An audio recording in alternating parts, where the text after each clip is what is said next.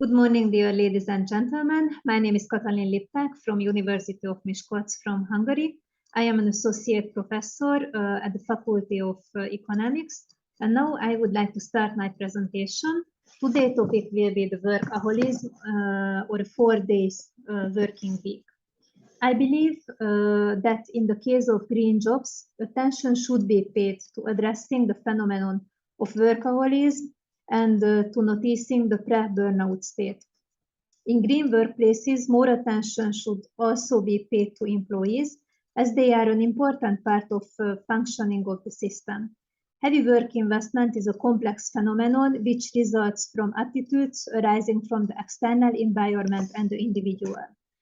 Burnout is the extreme value that contracts with workaholism, but equally the usefulness of the invested energy is questioned. The main difference, in my view, is that in workaholism, the social and economic benefits of the work invested are called into question, whereas in burnout, the worker himself questions the usefulness of his activity. The burnout syndrome was classified as a disease by the World Health Organization in 2019. What does it mean, burnout? According to World Health Organization's definition, burnout is a syndrome defined as the result of chronic work stress that has not been successfully managed. In this definition, 3 different dimensions are distinguished. First, exhaustion. Second, increased mental distance from the workplace or feelings of negativism or cynicism about the job. And third, reduced professional effectiveness. In short, burnout syndrome is a response to persistent emotional and interpersonal stress at work, characterized by a trade of exhaustion, cynicism, and inefficiency. Like many other mental health problems, stress tends to be misunderstood or interpreted as a stigma. Both burnout syndrome and workaholism are significantly related to the amount of time spent at work. The number of working hours lost is expected to increase as the virus spreads. Preliminary data from Eurofound also shown that some sectors will be particularly hard hit by the economic impact of COVID-19 pandemic. Increasingly, the question posed by Killinger of the difference between a workaholism and a hard-working worker is becoming relevant.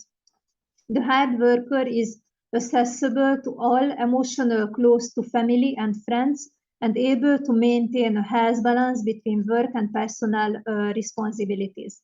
This issue is becoming particularly important in the current climate with the rise of the home office and teleworking. In addition, the labor market is also undergoing a generational shift with members of Generation Z entering the labor market. They are now entering a labor market where the changing concept of work is also affecting actual employment relations. Now, new, more flexible forms of employment and digitalization are creating new legal relationships to do not fit into the classical notion of work. Accordingly, the conceptual element of work will also change. In the case of flexible and new employment relationships, the concept of working time will be transformed, and this will bring with it changes in the concept of overtime. Thus, the boundaries of the distinction seated above between workaholic and hard work employee were also blurred. Mazzetti have developed terminology of the overtime environment that links both the perception and expectation of workers about it.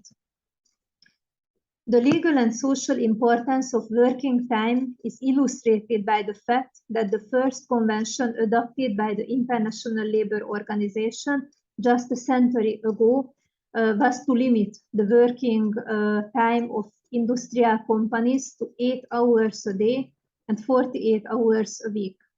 This convention set in motion a century-long process that has transformed the dependency on labor law that have been previously known.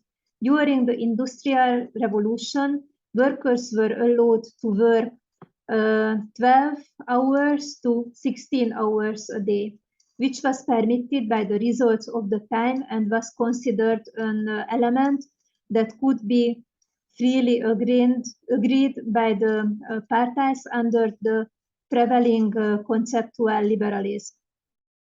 If you look at this freedom is a very half-hearted, with the worker being the more vulnerable party. In this history of labor economics, the length of working time has been steadily decreasing.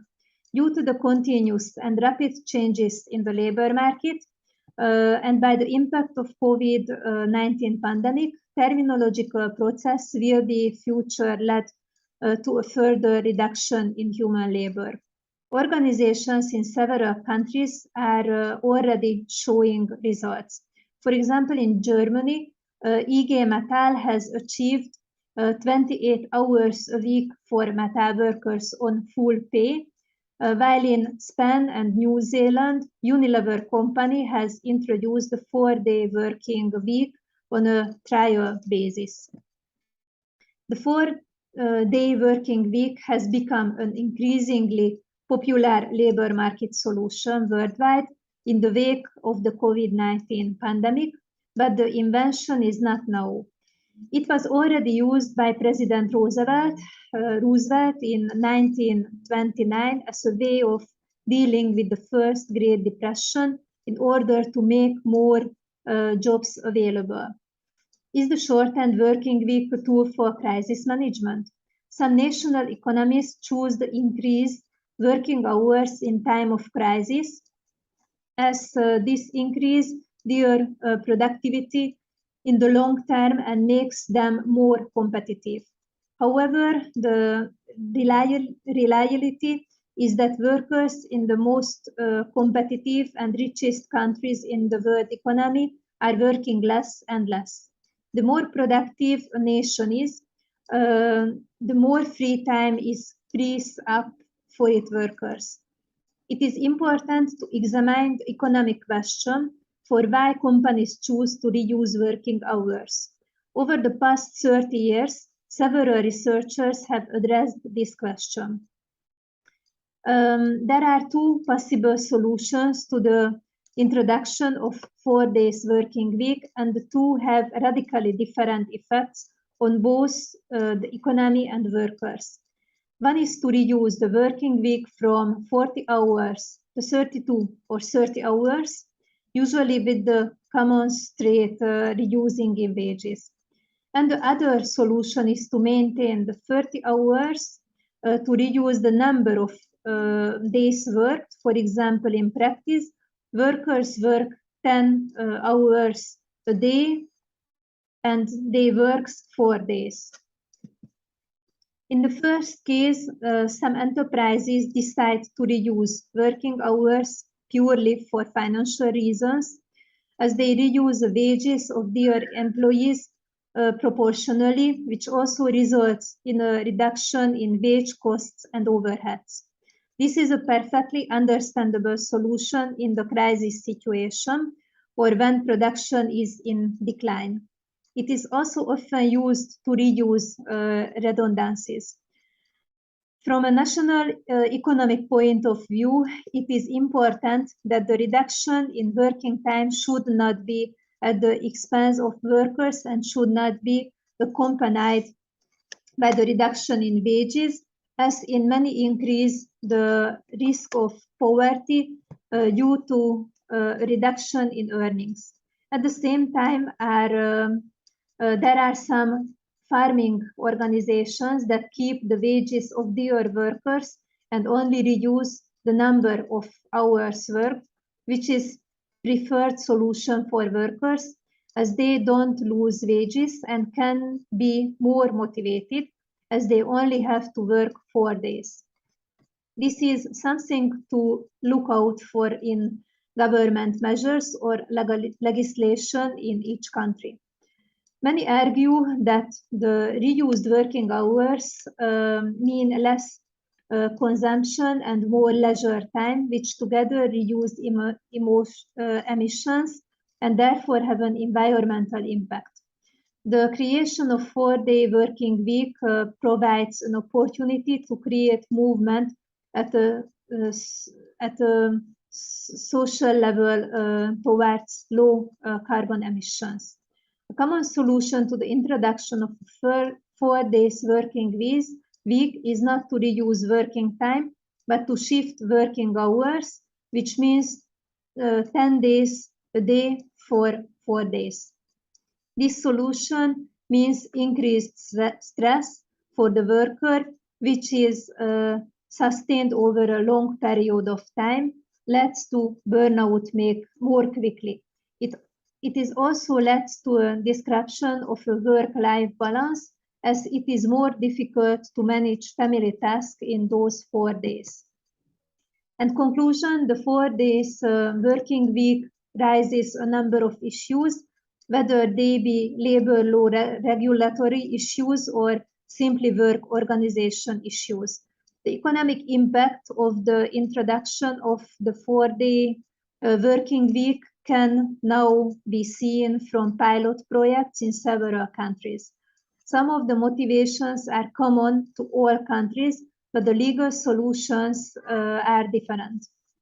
Moreover, the 4 days working week is not a single solution, but different working time arrangements with difference between them. It is always necessary to examine which is the easiest to adopt and which results in a win-win situation in the given social context. And thank you so much for your kind attention. Have a nice conference.